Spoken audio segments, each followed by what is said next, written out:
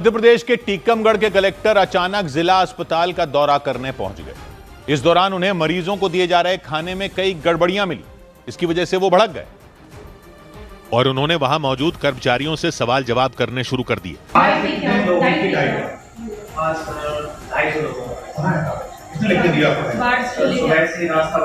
अरे यार नाश्ता नहीं बन रहा, मौखिक चल रहा है कि लेके चल रहा है?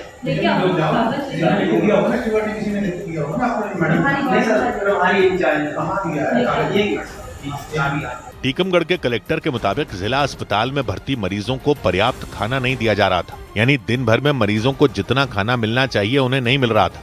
इसीलिए उन्होंने उस अस्पताल में खाना बनवाने वाली कंपनी के खिलाफ जांच के आदेश दे दिए। टीकमगढ़ के कलेक्टर ने जिला अस्पताल पहुंचकर वहां भर्ती मरीजों से भी बातचीत की और इसके बाद उन्हें पता चला कि मरीजों को फल, सलाद और बिस्किट जैसी चीजें भी नहीं मिल रही। इतनी मात्रा में दाल होना चाहिए उतनी नहीं थी, रोटियां कई जगह नहीं दी जा रही हैं, या फल था सेब फल नहीं मिल रहा है, बिस्किट नहीं मिल रहा है। टीकमगढ़ के कलेक्टर एक एक कर उस अस्पताल के कई वार्डों में गए और वहां भर्ती मरीजों से उस अस्पताल की व्यवस्था के बारे में सवाल किए। सुबह नाश्ता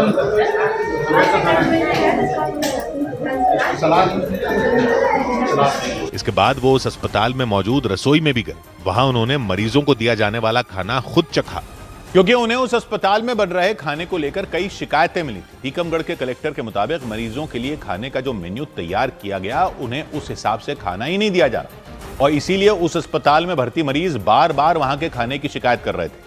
टीकमगढ़ के कलेक्टर जब उस अस्पताल में पहुंचे तो वहां मरीजों के लिए खाना बन रहा था।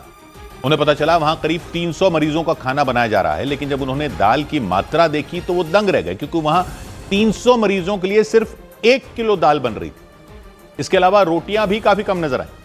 ऐसे में कलेक्टर ने इस मामले की जांच कर कार्रवाई का भरोसा दिया। उधर मध्य प्रदेश के जबलपुर के जिला अस्पताल में चूहों का आतंक देखने को मिला। अस्पताल के आईसीयू वार्ड में चूहे घूमते दिखाई दिए और शिकायत मिलने के बाद अस्पताल प्रशासन ने उस वार्ड में फिर से पेस्ट कंट्रोल करवाया, क्योंकि जिला अस्पताल के आईसीयू वार्ड में एक बेड के नीचे 3 चूहे घूमते नजर आए और वार्ड में मौजूद उस बेड के ऊपर एक मरीज लेटा हुआ नजर आया। बेड के नीचे वाले हिस्से पर चूहे दौड़ लगाते दिखे। देखिए भाई, ये विक्टोरिया है, विक्टोरिया में ये है। और फिर बेड पर घूम रहे वो चूहे पास ही टेबल पर मरीज के लिए रखे हुए खाने और दवा के पास भी पहुंच गए। बताया गया कि आईसीयू में घूम रहे चूहों का वीडियो मरीज के परिजनों ने बनाया और फिर अस्पताल प्रशासन से शिकायत की। तो बात की एक बात यह कि कुछ भी हो जाए, सरकारी विभाग वाले उसमें से साफ निकलते रहेंगे क्या? फिर अस्पताल में चूहे दिखे, फिर पेस्ट कंट्रोल वालों को नोटिस दे दिया तो मान लें कि एक्शन हो गया। यानी कहीं फायर अलार्म बजेगा तो ये अलार्म को हथौड़ा मारकर बंद कर देंगे और बोलेंगे देखो अब अलार्म नहीं बजा। अरे भाई साहब, आग बुझानी थी ना, अलार्म की गलती थोड़ी थी। जबलपुर के जिला अस्पताल में आईसीयू वार्ड में चूहे घूमते मिले, बेड के नीचे चूहे दौड़ लगा रहे, ऊपर मरीज लेटा हुआ, चूहे खाने और दवा के पास पहुंच गए। और अस्पताल वालों को कैसे पता चला? जब मरीज के परिवार ने वीडियो बनाया और शिकायत की। और अस्पताल वाले कहते हैं पास में निर्माण काम चल रहा था, इस वजह से चूहे आ गए। आपने देखे नहीं? पहले बच्चों की जान जा चुकी है चूहों से, इतनी हाय तौबा मची थी, लेकिन आपको फिर भी कोई डर नहीं। कह रहे हैं कि रिपोर्ट मांगी, पेस्ट कंट्रोल वालों को नोटिस दिया। अरे पेस्ट कंट्रोल वाले तो जो करेंगे सो करेंगे, जिन लोगों को देखना होता है कि पेस्ट कंट्रोल में रहे वो क्या कर रहे थे। आपको पता ही नहीं चला कि वार्ड में चूहे हैं। आईसीयू वार्ड में, आपके घर में चूहे होते हैं, आपको पता नहीं चलता। उधर टीकमगढ़ जिला अस्पताल में कलेक्टर अचानक पहुंचे तो देखा कि मरीजों को खाना सही नहीं मिल रहा। 300 मरीजों के लिए 1 किलो दाल, चावल आधा कच्चा, रोटियां कम, फल, सलाद, बिस्किट कुछ नहीं।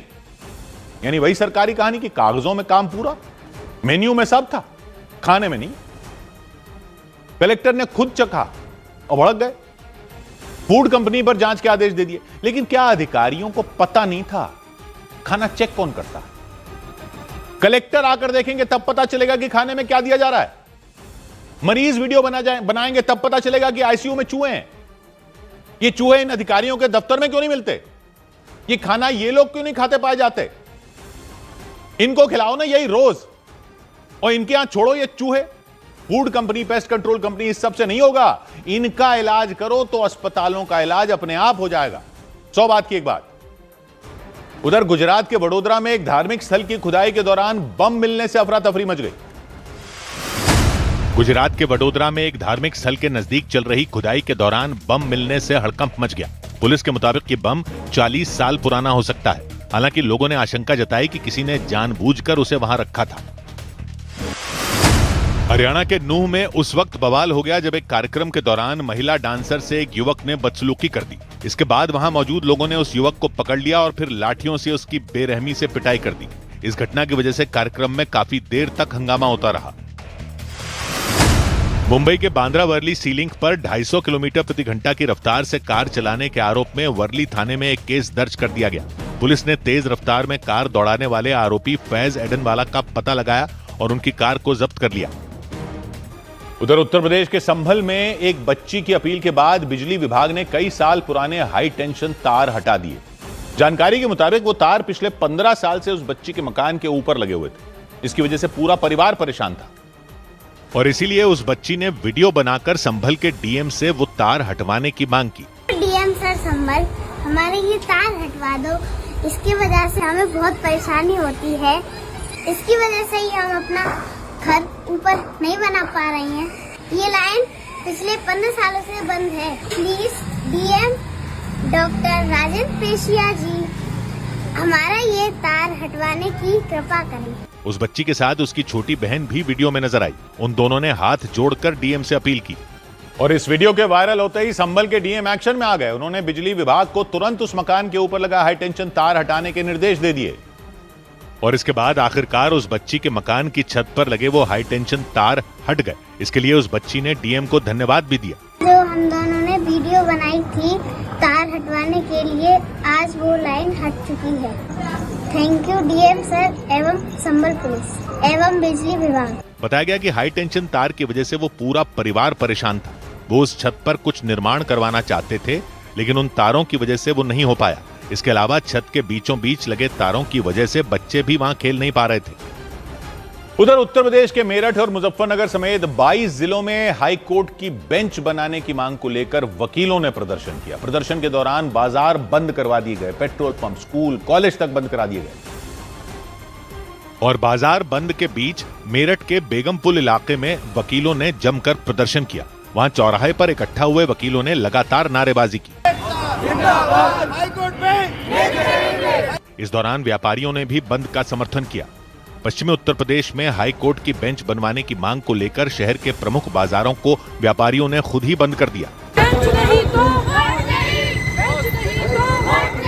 इस दौरान जो दुकानें खुली नजर आईं, उनके दुकानदारों से बंद का समर्थन करने की अपील की गई और हाई कोर्ट की बेंच के लिए मेरठ के बाजार ही नहीं बल्कि उत्तर प्रदेश के मुजफ्फरनगर में भी बाजार बंद किए गए।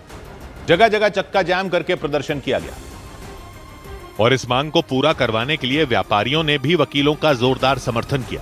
उन्होंने इस मांग को जनता की मांग बताया। तो ये वकीलों की मांग नहीं है। वकीलों को क्या फायदा होगा हाई कोर्ट बेंच से? ज्यादा से ज्यादा उन्हें प्रैक्टिस करने के लिए कोर्ट और मिल जाएगी। लेकिन मुजफ्फरनगर में भारी संख्या में वकील और व्यापारी सड़कों पर उतर आए। उन्होंने दुकानदारों से बंद का समर्थन करने की अपील की। प्रदर्शन कर रहे लोगों ने बीच सड़क पर धरना दिया और लगातार बेंच बनाने की मांग करते रहे। इस आंदोलन को लेकर पुलिस भी अलर्ट हो गई। हर चौक चौराहे पर पुलिस की टीम तैनात दिखी। इस बीच वकीलों ने साफ चेतावनी दी कि हाईकोर्ट की बेंच नहीं मिली तो दोबारा प्रदर्शन करेंगे। उधर यूपी के आगरा में समोसे के पैसे मांगने पर एक दुकानदार पर गोलियां चल गईं। उत्तर प्रदेश के आगरा में आरोप लगा कि समोसे के पैसे मांगने पर बदमाशों ने एक दुकानदार पर फायरिंग कर दी, जिससे वहां सनसनी मच गई। इस घटना की जानकारी मिलने के बाद पुलिस ने कार्रवाई करते हुए 2 बदमाशों को गिरफ्तार कर लिया। उत्तर प्रदेश के हापुड़ में एक व्यक्ति पर आरोप लगा कि उन्होंने अपनी पत्नी की सिर में गोली मारकर हत्या कर दी। पुलिस के मुताबिक उस व्यक्ति का किसी दूसरी महिला से संबंध था, जिसका उनकी पत्नी विरोध करती थी। पुलिस ने केस दर्ज कर मामले की जांच शुरू कर दी। दिल्ली के पास उत्तर प्रदेश के नोएडा में झपकी आने की वजह से एक व्यक्ति की कार नाले में गिर गई। उन्होंने उस कार से कूदकर अपनी जान बचाई। जानकारी मिलते ही पुलिस वहां पहुंची और क्रेन की मदद से उस कार को बाहर निकाला। उधर महाराष्ट्र के चंद्रपुर से एक चौंका देने वाला मामला सामने आया। वहां रोशन शिवदास कुडे नाम के किसान ने दावा किया कि उन्होंने साहूकारों से लिए गए कर्ज को चुकाने के लिए अपनी किडनी तक बेच दी। किसान ने यह भी दावा किया कि उन्होंने 4 साल पहले जो 1 लाख की रकम ली थी, वो ब्याज समेत 74 लाख की हो गई।